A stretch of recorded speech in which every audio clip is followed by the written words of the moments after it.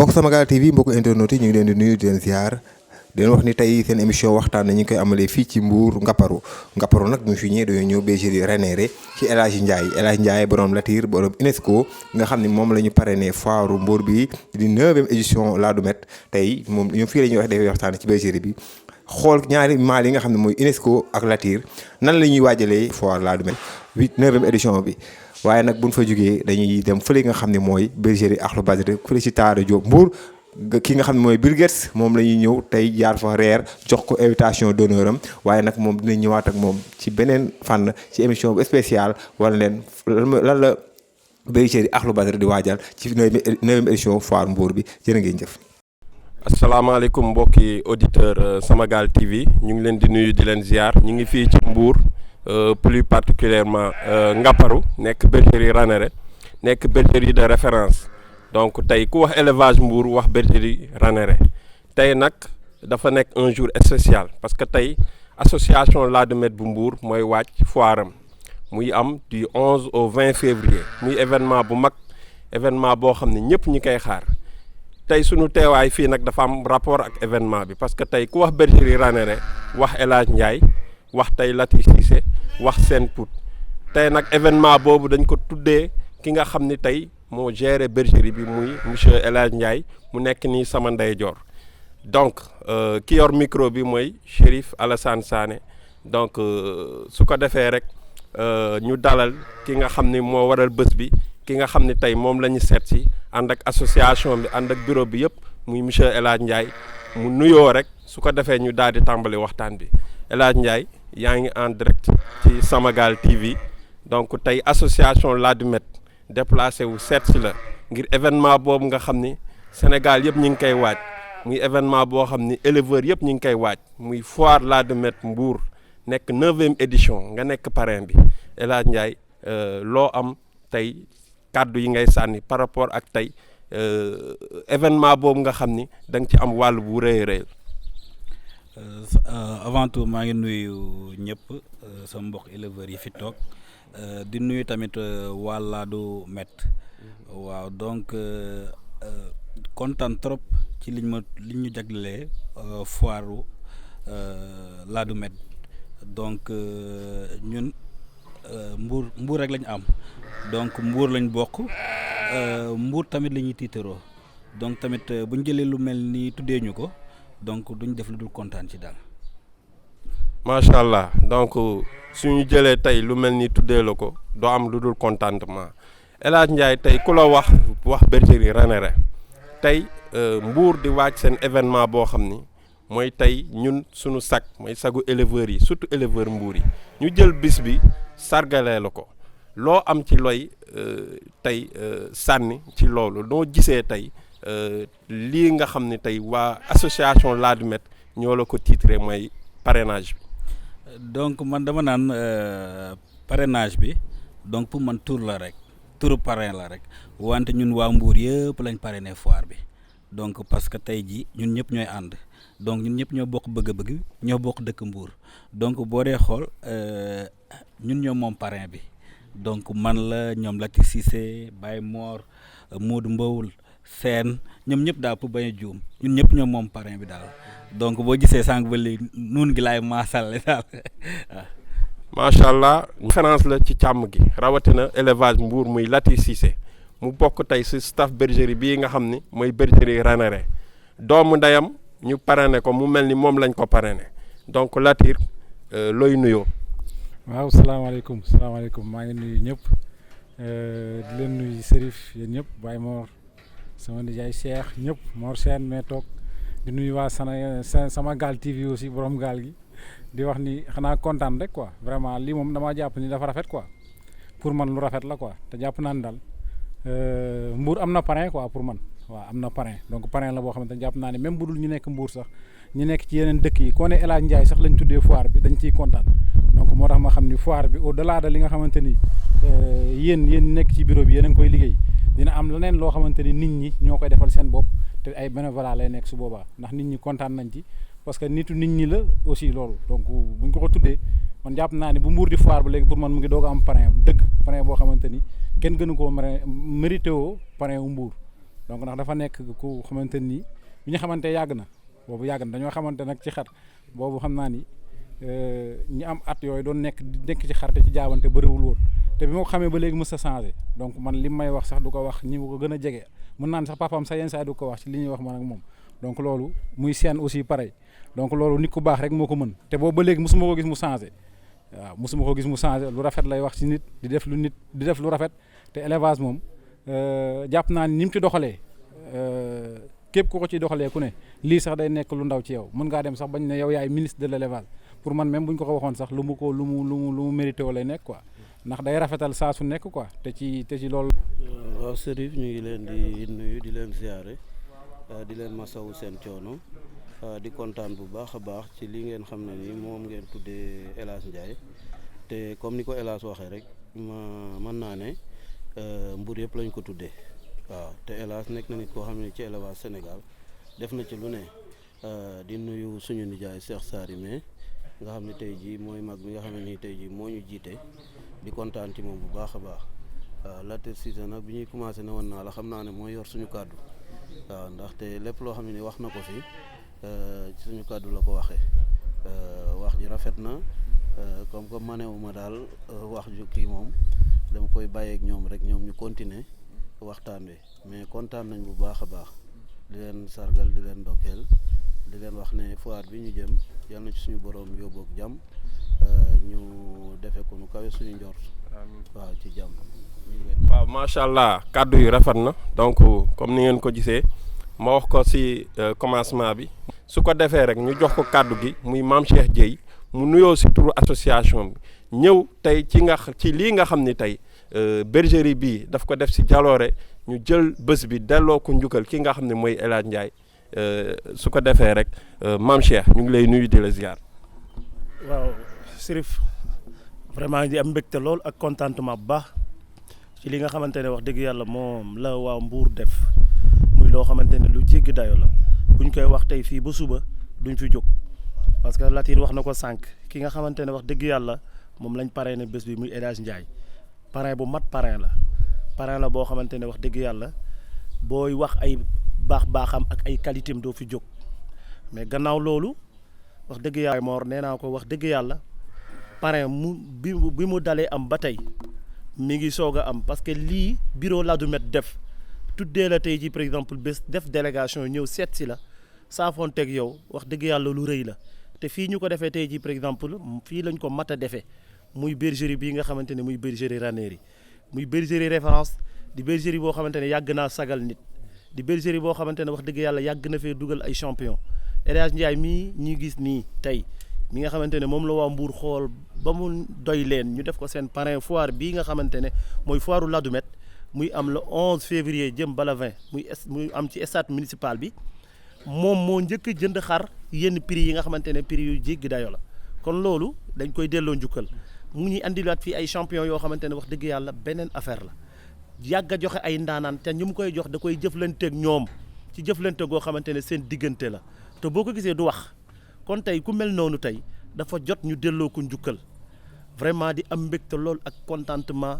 ci li nga xamante ne wax dëgg yàlla moom la waa Mbour def muy loo xamante ne lu rëy la loo xamante ne wax dëgg yàlla kenn amul tey ji par exemple fayam moom El Hadj. bismillahi mina shaytaani rajiim bismillahi rahmaani rahiim wa sallallahu ala Muhammad. salaamaaleykum maa ngi leen di nuyu kenn ku nekk sa tur ak sa sant di ñaan yàlla na yàlla may jàmm may ñu sutura may ñu xéwal may ko ñu ñëpp may ko élevage bépp rawatina nag waa Ladoumède bu Mbour rawati sunu mbokk sunu jarbaat sunu soppe sunu xarit muy El Hadj Ndiaye min seet si pour tuddee ko bis bi pour indil ko enveloppe parrain bi koy jëmbal xam ni lu nu nar la ndax lu nu doon wax tant que binduñu ko rek amul seede kon tey la bisu seede bi wane ni jox nañ ko lépp jëmmal nañ ko màggal nañ ko jox nañ ko li mu war a jël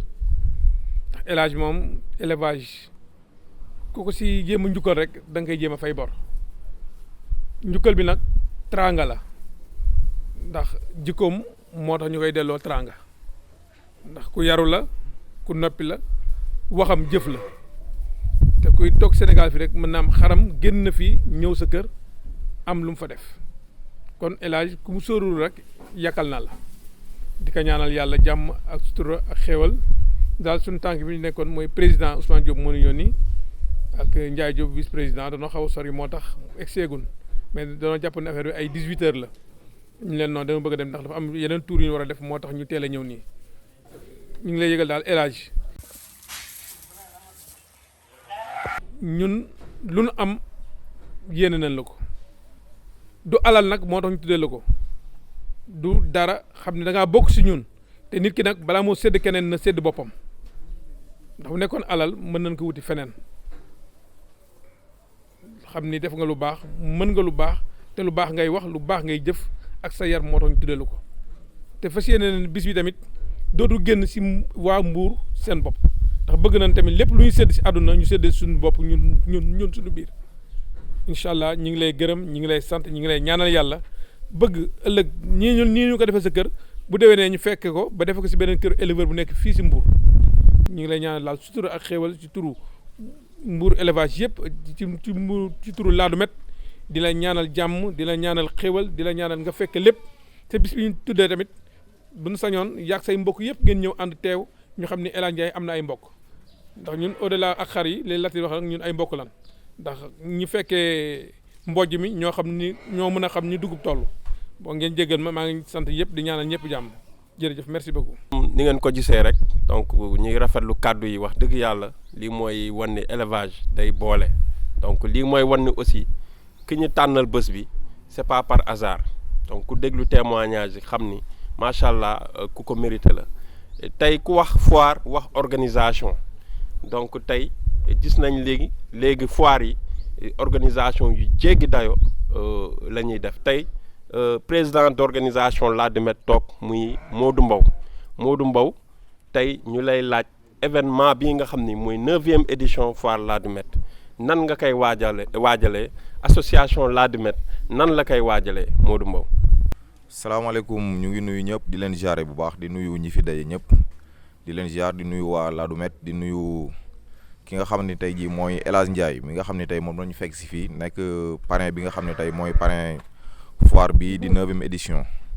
waaw donc ñu jëm ci organisation bi rek wax dëgg yàlla ku ne foire moom di nga wax organisation waaw donc wax dëgg yàlla ñu bëggoon cee liggéey boo xamante ne ni tey jii képp koo xam ne rek ñëw nga fii ci foire Mbour bi incha allah di nga fi gis li nga xam ne mooy innovation boo xamante ne ni bu bees la ci wàllu foire waaw donc ñu koy waajal nag waajal boo xam ni wax dëgg yàlla mën nañu wax ni bëgg nañ foire daal foire boo xamante ni incha allah rabi foire bu neex lay doon boo xam ne dafay daal di am réussite boo xam ne tey képp koo xam ne ñëw nga rek pour exposer fii ci foire bi nga xamante ni tey mooy foire Ladoumène boo ñëwee fii di nga am li nga xam ne mooy mbégte ak contentement waaw parce que dañuy waajal di xaar ñëpp nag waaw di xaar ñëpp Ndakaaru Thiès Touba ñëpp ñu ngi leen di xaar waaw di wax ni Petite Côte moo xewle fi mu toll nii waaw donc fi mu toll nii organisation bi mën naa wax ni daan nañ ko def fële ci Bayalu Santousou ren ñu toxal ko yóbbu ko ci stade municipal bi waaw donc loolu nag bu ngeen ko gisee ngeen xam ni Mbour maanaam am na lu mu nar ci wàllu innovation. di leen jox rendez-vous incha allah le 11 février incha allah fii ci stade municipal bu Mbour di xaar ñëpp di ñaan ñëpp yàlla may leen kàttan goo xam ne moom la ñuy ñëwee ñu fekkee ko ak jàmm ak salaam. kooku moo nekkoon Modou Mbow di chargé de l'organisation donc wax foire wax organisation mu yor wàllu bu rëy a rëy ñu ñëwaat rek si sunu parrain muy El Hadj Ndiaye borom bis mi El Hadj Ndiaye tey nooy waajalee bis bi 9e édition bi nan nga koy waajalee. waaw ñun moom dañoo mës a wàcc foire Mbour donc ren dafa nar a raw niñ ko daan waajalee parce que tamit comme que parrain lañu donc lañ naan foog ñu yokk ceere doole ñeex daal waaw fas yéene nañu indi production yu taaru indi suñu meilleur sujet yi daal loolu la ñu fas yéene incha allah. macha allah donc tey ñu gis ne El Hadj Ndiaye day yëngu aussi si fas yi te foire lañ wax foire ku wax foire wax espèce laadum yi macha allah mais fas yi lapin yi ak yeneen espèce est-ce que tey mun nañ xaar nga ànd ak mbaboor mi. non fas yi dinañ ñëw incha allah waaw boo xoolee dernière année bi Ladoumène kii woon mu tëdd sax organisé woon exposé woon naa ay fas. bon parce que fas yi tamit dama ciy yëngu ku mel ni Lamine Diop ak ku mel ni Sid Ndaw dama ciy yëngu ak ñoom donc à chaque fois donc foire yi bu amee yenn saa dañuy exposé tamit ay fas. macha allah ñoo ko déggandoo kon gis naa ni bés bi dina ala dawme donc tey ñu ànd ak Baye Mor moom mun nañ ne mooy bouton play bu élevage Mbour tey ku ne élevage Mbour yaakaar naa ni bunt bi mun nga jaar ci Baye Mor. auzu billaahi mina sheytaani rajiim wa innii u'iizuhaa bika wa zurriyyatahaa mina sheytaani rajiim rabbi a'uuzu bika min hamazaati shayaatiin wa a'uuzu bika rabbi an yahduruun barkeb Cheikhul Khadim doolay maam Cheikh Ibra. waaw Chérif lii moom xam naa liñ ciy wax du ci bari ndax mu mel ne dañu ñëw ci délégation Ladoumène ànd ak Cheikh Sary te comme jël na kàddu gi rek mën nañ wax ne mat na daal waaw xanaa liñ ciy wax mooy di dëggal ak di feddale li nga xam ne moom la El Hadj Ndiaye wax ne dafay maas nuun gi maanaam Ladoumène biñ ko jébbalee parrainage bi day mel ne Mbour yëpp lañ ko defal loolu muy kàddu goo xam ne kàddu gu waa Mbour yëpp war a doxe la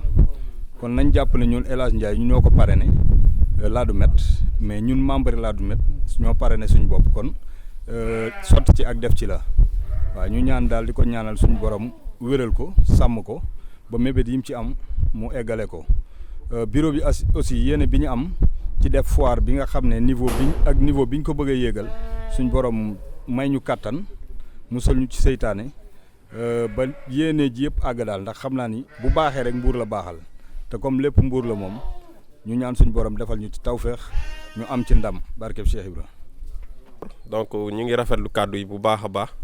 tey ñu toog ak suñu beneen kilifa muy oustaz El Hadj Wade donc su ko defee rek moom it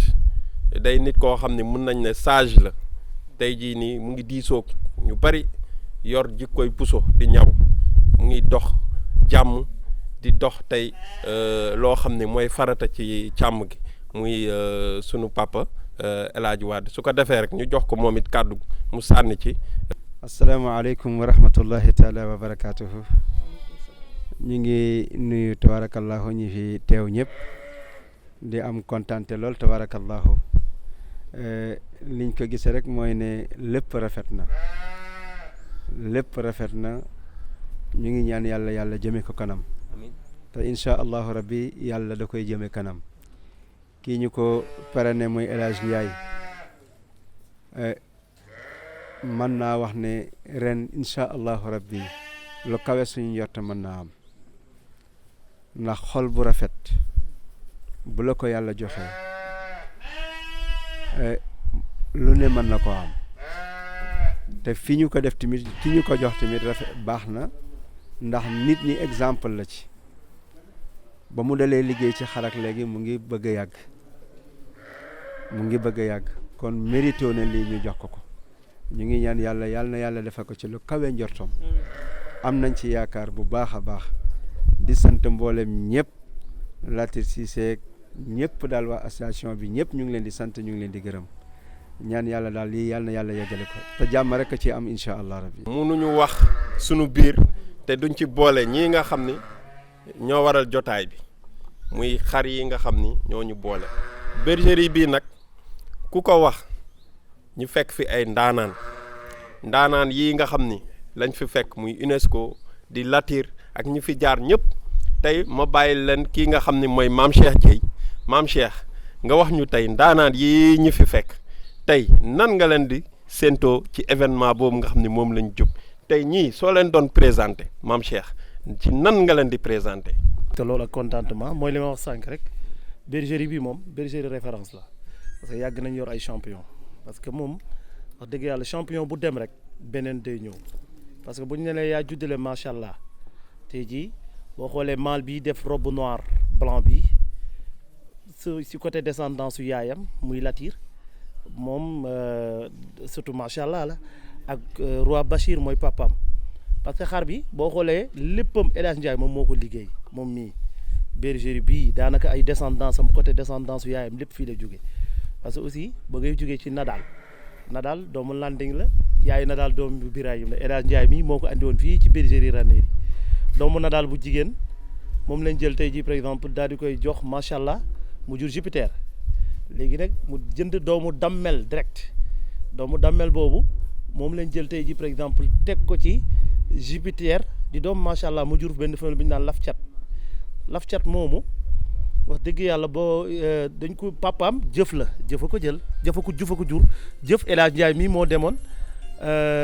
kër tey ji par exemple Tidiane Gueye kii bu Thiès Tidiane Ngom bu Thiès waaw jëndoon fa benn femelle surtout Batline bi mu ñëwee da ko jox macha allah mu jur benn mâle bu ñu naan jëf mu jox ko doomu ndeyam bu ñu naan Latir wax dëgg yàlla xar boobu noonu moom moo jur laf cat bi jur tey ji par exemple yaayu Latir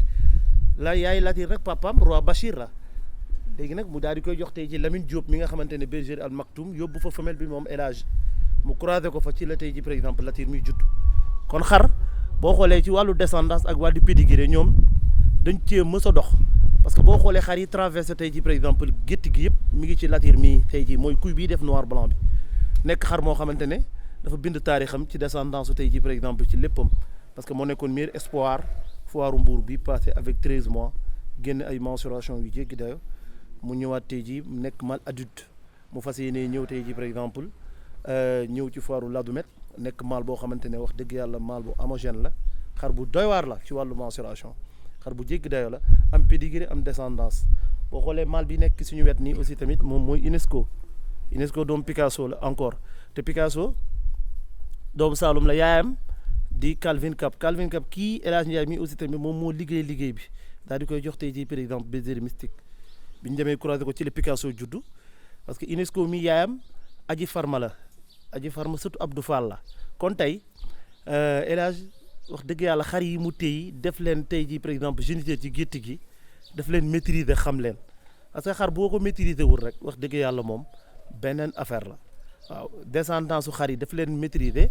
ba pare aussi tamit xar yi mu xam leen moo tax mu sukkandiku tey di def leen comme géniteur ñuy liggéey fii ci bergerie bi. waaw macha allah maam Cheikh Dieye ci ni nga décortiquer sujets yi nga xam ni daanaka tey mën nañ ne c'est des sujets d'exception mën nañ liggéey lu ne si càmm tey ma ñëwaat ci Latir parce que ku wax Latir bi parce que Latir mi kii toog moom lañ ko tuddee moom aussi moo ko indi woon ci 8e édition bi passé mu def fa ay jaloore jël catégorie espoir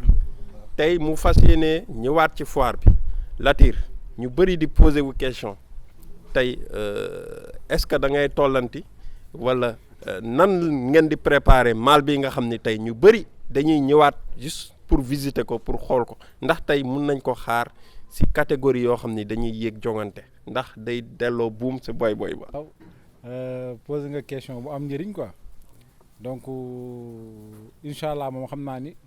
dina ñëw ci foire bi moom mais xam nga ça dépend rek ni muy demee foofu xam nga parrain moom yenn saa yi bu ñu la parrainé benn affaire ça dépend sa position boo ñëwee nan lay demee donc loolu da ciy dépendre pour xar bi mën a dugg mais xar bi moom jàpp naa ni bu ñëwee bu duggee ak bu ñëwee bu duggul lépp képp ku ko tiim boo gisee di nga xam ni kii xar la donc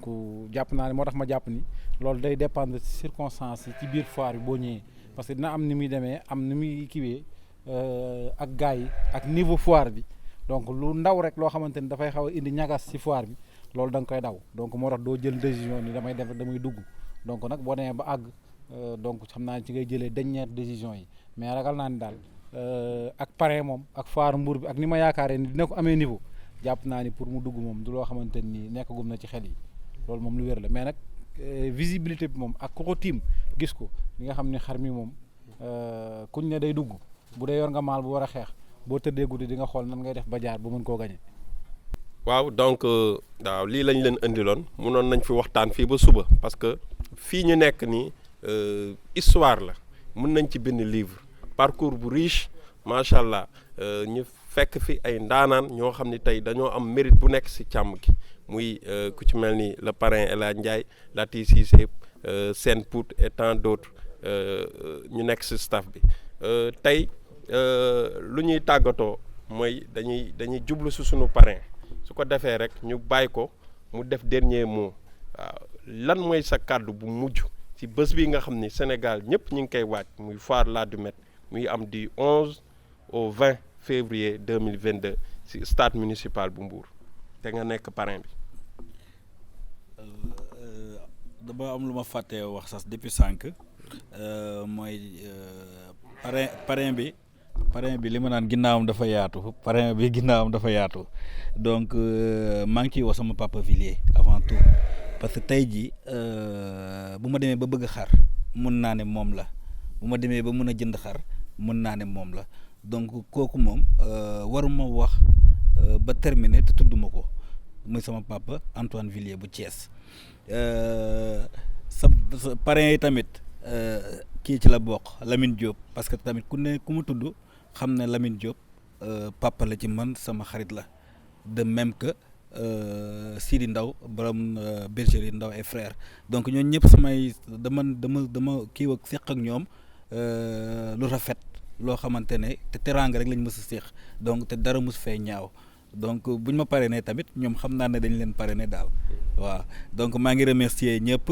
wax dëgg yàlla di kontaan ci yéen waaw di kontaan ci yéen di kontaan tamit ci ku mel ni Idi parce que tamit moom moo fi ne moom mooy gérer xar yi man téléphone rek li laa koy woo yenn saa yi ma jaar fi xool bu ma gisee ça va rek di yenn saa yi sax mun naa fi bañ a def 30 minutes donc moom moo yor liggéey bi moo yor bergerie bi donc ku jara sant la tamit wax dëgg yàlla donc ñu ngi kontaan ci ñëpp ak am tamit dama ko fàtte Mor Sène Mor moom defe naa ne ba may ñëw Ngaparou moo ma dalal donc tout le temps guddi gu jot maag Mor Sène ñoo daan nekk mun naa ma kaay maa lay woon ruq yi donc ruq Mbuur yëpp ma xam mun naa ne Mor Sène moo ma ko wan donc tamit man bu ñu ma parrainé tamit parrainé ne tamit Mor Sène donc moo tax mu ne la ginnaaw gi moo xaw a yaatu daal waaw donc daal ñu ngi waajal foire bi daal wax dëgg yàlla buñ dee wax suñu xol day fees parce que tamit kontaan maanaam li ñu naan kontaan daal waaw lañ def waaw jërëjëf waay. macha allah kon rendez-vous ñu ngi woo ñëpp képp kuy éleveur ñu ngi lay woo képp koo xam ni sax tey yaa ngi yëngu ci wàllum élevage parce que élevage du laadum yi kese élevage xar yi la élevage picc yi la élevage lapin yi la donc bépp éleveur ñu ngi lay woo ci bis boobu nga xam ni tey mën nañ ne foire internationale la parce que tey ñëpp ñu ngi koy waaj Mauritanie ñu ngi koy waaj Gambie ñu ngi koy waaj Mali ñu ngi koy waaj donc ñu ngi siy woo ñëpp muy am du 11 au 20 février si stade municipal bu Mbour di si woo ñëpp di si woo bépp mbokk éleveur waaw su ko defee rek waaw ñu joxe dig daje ba le 11 incha allah. waa Fas yi tamit. waaw su ko defee rek comme nu mu ko waxee parce que xel day fat waaw parce que ku wax El Hadj Ndiaye wax naa ko sànq xam ni day yëngu si fas yi ñu ngi woo waa Mbabor bi waa Fas yi ñu ngi leen di woo waaw waa Ngawar gi ñu ngi leen di woo waaw pour ñu ñëw ñoom it marqué seen empreinte si bis bi parce que seen doomu ndey moo aaye su ko defee rek ñu xam ni lii lañ leen indiloon àndoon si ak waa Samagal TV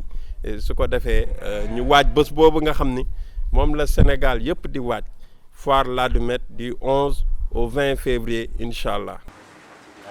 waaw mbokk Samagal ginnaaw bu ñu jugee foofu nag def ay ñaan ñu ngi dem nag bergerie Akhlou Badr fële nga xam ne moom la Mor Talla Diop nekk di Bill Gates ñu war fa dem nag jox ko li nga xam ne mooy invitation d'honneur am pour rek waaj nag émission bu am solo foofu ci bergerie Akhlou Badr ñëw ci yeneen sujet yu am solo waaye nag moom dañ koy jébal invitation d'honneur am rek dem ba beneen yoon di la wax ni Samagal TV nag mi ngi ñëw ci yeneen émission ci yeneen bergerie fii ci Mbour ñu waajal 9e édition Ladoumède jërë ngeen jëf. waaw may dellu di wax ni li sama xol gën a sedd mooy tey ji bu ma tàmbalee dugg ci élevage laadum tàmbalee kër Baye Mor Gueye mii nga xamante ni yàlla boole nu ñu ànd tey jii ma dem ba lan njàngaan ku mekkol ber sa daara te mënunoo ber sunu daara sax ndax ñi ngi ci keppaaram ba tey jii di roy ci moom ndax lu mu laal rek man damay xam ni dara am na lu fa am kon boog damay wax ni Baye fii sa kër fii sa bergerie la te jàppal ni ñun ñi ngi sa ginnaaw li may wax Latif Cissé moom it yàlla defal ko loo xamante ni nit bu ko yàlla defalee menn mbir nangul ko sunu borom mooy ki nga xamante ni mooy joxe secteur bu mu mënti doon lu mu mënti doon ci àdduna faaw mu am ñu jiitu dama bëgg ñu raxas xol yi te nangul ni nit ki li muy am yàllaa ko defal loolu buñ ko defee rek dañuy daal di noppalu ma gis ni Modou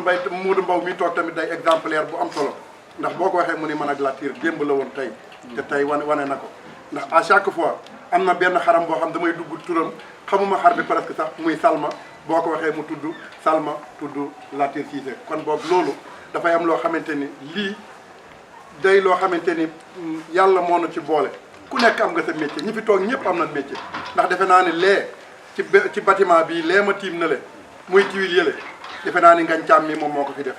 maam Cheikh mii tamit yàlla li ma wax leen ni leen élevage yi laa dum képp ku ciy yëngu ci Sénégal te xamoo maam Cheikh Gueye kon élevage yi laa dum defe naa ni noppe say jéego sa réebu ci kon boog ñuy loo xamante ni pas mal de personnes Alassane Tambédou mi tamit di koo xamante ni wax dëgg yàlla ku ko naw laa parce que nee naa ko nag li mu gëm moom chance am na ndax mënoo di juddulu ay champion ci moom gëmul ni dañ koy liggéey mais jàpp nañ chance la waaye nag yàlla na nga nu wàll sa chance boobu kon boog ñu ngi leen di ñaanal sunu secrétaire général Gaye di la wax ni sumb bii nga yenu yàlla na la ko yàlla yombalal ndax am nañ ci yéen yaakaar bu baax a baax ñu dikk ci Serif Sané communication bi macha allah ca kaw ca kanam kon boog bu ngeen àndandoo ak Demba Diop ànd ak maam Cheikh ñëpp toog ak ñi nga xamante ni président mit ma di ko naw lool li ma doon wax naan Dof Diop lay sant ku ko dégg xam ne wax dëgg yàlla parce que dañoo bëgg lu baax bëggu ngóor a bëggu njàmbaarte ma gis loolu tamit ci président Ousmane Diop moom it ma di ko saluer au passage franchement wax dëgg yàlla am ci yéen yaakaar yéen a ma gën a motiver tey jii bergerie bi di ngeen ko gis nii defe naa ne ku yokkul yaa wàññi te man damaa fas yéene yokk te tuut ci kanam ni leen jox daañe rendez-vous ba tuut ci kanam incha allah foiru ren bi nag ah ñi ngi ñaan yàlla li suñuy naw la def ñu def lu ko raw loolu lañ leen di ñaanal mu am réussite totale boo xamante ni benn faay du ci am loolu moom dénk nañ ko yàlla ak yonent bi ak suñuy wasila ba lépp daal jaar ci yoon ba bu nu toogaatee ñu ni nettaliwaat 9e édition bu Laadou Met de Mbour wax dëgg yàlla loolu lañ leen di ñaanal tey sunu borom dina def loolu ndax équipe bi ma gis nii ñu taxaw ci terrain bi ak ni ngeen ko defe rafetlu naa ko lool jërëjëf merci beaucoup ñi ngi sant su yàlla ko defee rek nga sànni si kàddu waaw di sant yàlla rek di julli ci Yonent bi sallallahu alayhi wa sallam di ñaan yàlla may ñu jàmm may ñu ndam ndax ndamam mooy sunu ndam ndamu Mbuur ndamu ñëpp la bu defee amee du bureau bi Mbuur mooy am defet bu ndam amee Mbuur a am ndam kon ñu ñaan yàlla Mbuur am ndam bu amee ndam du ma ko yóbbu sama kër kenn du ko yóbbu këram da naan Mbuur kon boog na ñëpp jàpp bu rafet bureau bi dañoo jiite rek pour war a dox te kuy dox di nga perdre sa temps di nga jël sa alal def di nga jël sa lépp def si kon métti am na ci mais ndam bi bu dikkee waa Mbuur gépp lay bokk kon dañuy ñaan yàlla na waa Mbuur gépp jàpp xam ne lii ñoo ko moom keneen moomu ko te dañuy dem ni bàyyi fi te buñ sañoon bu ëllëgee ñu fi ñëwaat dinañ fi fekk loo xam ni tey dinañ si mën a taxaw pour mën a jëm kanam donc amul dara lu fi ñaaw toujours dañuy ànd nekk benn dinañ weerante si bureau bi weerante si réunion yi mais buñ paree du tee dañuy àndaat nekk benn kenn ku nekk ni nga gisee rek ngay wax vraiment kii tamit doon koo xam ni muy mortal nit ku baax la ndax dafa bokk si ñun ba pare boolee boppam lii moo ko wane tey bu ko neexoon bu ko dee jox si mu leen déet du ma ko jël man ci yéen laa bokk mais dakaa nangu comme ni ko ay morom nangoo du alal duñ koy sas nag du dara duñ koy sas dañuy rafetal rek xam ne nit kenn ni ko nekk na nga toll rek noonu la sa jëf di toll vraiment am na si yow yaakaar ñu ngi lay xaar te it bu sañoon nga ñëw taaral lañ foire bi rafetal ko ba bu Mbuur am ndam ndax Mbuur amee ndam yow yaa am ndam kon ñu ngi lay sant di la gërëm di la ñaanal yàlla jërëjëf waaw jërëjëf mbokki éleveurs yi comme ni ngeen ko gisee rek donc ñu ngi woon fii kër champion bi Daara donc ku fi ñëw xam ni ku fi ñëw nga xam ni tey li yëkkati association bi moo yëkkati champion bi nga xam ne mooy Daara parce que tey jël immeuble terrasse bi nga tabax ci bergerie investir si bergerie bu mel nii kon lépp dëgg la kon su ko defee rek ñu leen jox dig daje le grand événement c'est à partir du 11 février jusqu'au 20 février Inch'Allah muy foire Laadou Met.